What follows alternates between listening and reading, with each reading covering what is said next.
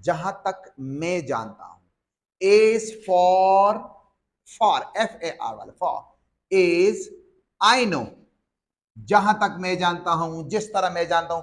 As I no भी गलत नहीं है, एज आई नो जैसे मैं जानता हूं, जहां तक मैं जानता हूं, as far as I know he he is a bankrupt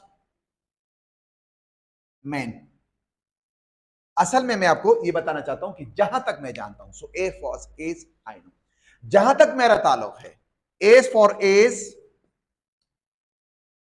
I am concern,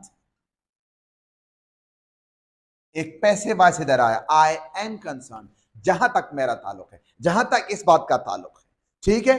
तो जहां तक मैं जानता हूं, एज फॉर FAR वाला, as far as I know, जहां तक मेरा ताल्लुक है, as far as I am concern, जहां मेरी बात है, एज फॉर मी, याद रखो ये FOR है, एज फॉर मी, मेरे लिए। जहां तक मेरा सवाल है, एज फॉर माई क्वेश्चन, तो याद रखो ये फॉर है, जिस तरह प्रीपोजिशन फॉर है, और ये FAR है, फॉर है, फॉर नहीं है।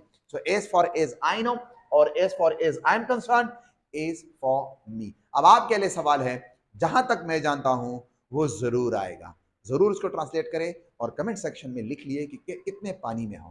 Thanks for watching.